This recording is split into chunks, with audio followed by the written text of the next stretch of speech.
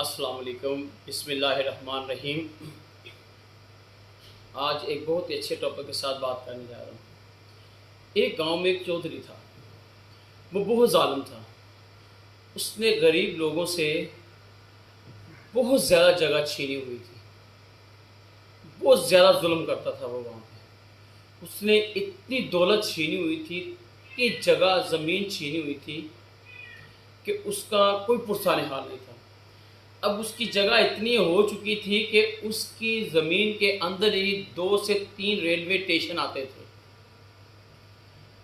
उसने क्या किया, एक दिन उसका दोस्त उसके घर आया मिलने के लिए। बहुत पुराना कोई दोस्त था उसका। वो आया, उसने सोचा कि चलो यार, मेरा एक दोस्त था गांव में, चौधरी था, तो चलो मिलते हैं उससे, तो कुछ 1-2 दिन वहाँ गुजारते हैं। वो आ गया। अब उससे जब मिलने आया, सुबह का टाइम था, नाश्ता नुश्ता किया। अब उस चौधरी ने क्या किया, उसको घोड़े पे बैठाया और पूरे अपनी ज़मीन का विज़िट करने गया। वो आधा भी नहीं किया था उसने कि दोपहर का टाइम हो गया। इतनी ज़मीन थी चौधरी के पास, उसने छीनी हुई थी गरीब गुरबा से। जालिम था वो। लेकिन कहते हैं ना कि अल्लाह ताला सदा जालिम की बादशाही को ज़िंदा नहीं रखता, कभी ना कभी उसे इबरत का निशान ज़रूर बनाता है।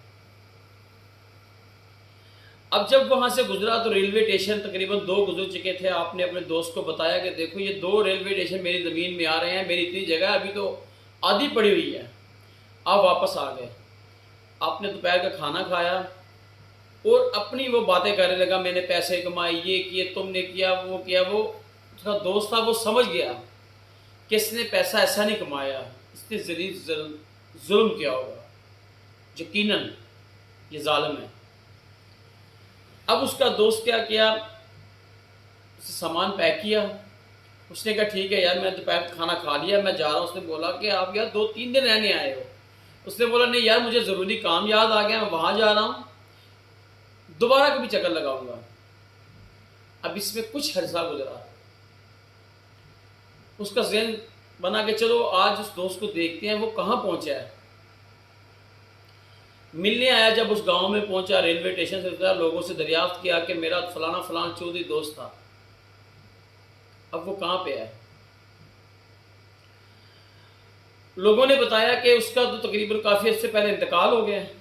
कि बोला वो तो काफ़ी जागीरदार था, लैंडलॉर्ड था, उसके पास दौलत थी, उसके पास पैसा था, शोहरत थी। उसने बोला उसके पास कुछ भी नहीं था, सब गरीबों का छीना हुआ था, जुल्म किए थे उसने। उससे बोला तो वही तो उसके घर होगा। उसने बोला हाँ, उसके घर है, उसका बेटा। लेकिन वो उसके घर नहीं है, आए आपको दिखाते हैं। अब वो साथ लेके जा रहा है। थोड़ी आगे जाके देखा कि एक फकीर नुमा इंसान बैठा हुआ है, पैसे मांग रहा है। आपने बताया हो, आप उसके 2 बेटे से मिलाते हैं। आपने बताया कि ये उसका बेटा। से बोला ये तो हो ही नहीं सकता, उसके पास तो दौलत ही इतनी थी कि उसकी 7 पुश्ते बैठ के खाती, वो दौलत तक ख़त्म होती। उसके पास इतनी दौलत थी, इतना पैसा जमा था, तो आप कह रहे ये उसका बेटा है। अब उस 2 आदमी से उसका वाक़या दरियाफ्त किया कि हुआ क्या है, आखिर ये एकदम ऐसे कैसे हो गया कि एकदम कंगाल हो गया। आपने फरमाया कि जब वो मरा तो कुछ दिनों बाद उसका बेटा अयाश था। इसने क्या किया, दोस्तों के साथ मिलके कभी स्विट्ज़रलैंड घूम के चला गया, कभी किसी मुल्क, कभी किसी 100-100 200 दोस्त इसके बन गए। उनको पता था इसके पास पैसा है, उन्होंने खाना शुरू कर दिया, बेचना शुरू कर दिया। अब ये शराब नोशी पे गया, अयाश परस्ती पे गया, और उसने हर बुरे अमल करने के लिए जुए पे गया। यहाँ तक कि उसने सारी ज़मीनें जुए पे हार दी, अपना घर तक जुए पे हार दिया। अब उसके पास कुछ भी नहीं बचा, वो रेलवे स्टेशन पे बैठ के भीख मांग रहा है। ये मैं वीडियो इसलिए रिकॉर्ड कर रहा हूँ कि उन लोगों के सबक अमूज है कि ये बताएं, अगर आपका बेटा लायक है तो पैसे जमा करने की क्या ज़रूरत है, वो खुद कर लेगा। अगर वो नालायक है तो फिर पैसे जमा करने की क्या ज़रूरत है, उसने तो उड़ा ही देने। इसीलिए मेरे भाइयों, ये बात याद रखना, जितनी भी दौलत जो भी आप जमा करोगे वो एक दिन रहेगी नहीं, लेकिन कब्र की जो आग है वो बहुत सख्त है। मेरे भाइयों, ये दौलत सदा रहने वाली नहीं है। जब हम कब्र में जाएंगे वहाँ हमारी दौलत काम नहीं आएगी। हो सकता है हमारे बच्चे भी ऐसे ही हों, जिसकी मैं मिसालें दे रहा हूँ, जो सारा कुछ उड़ा के जुए पे हर चीज़ हार गया।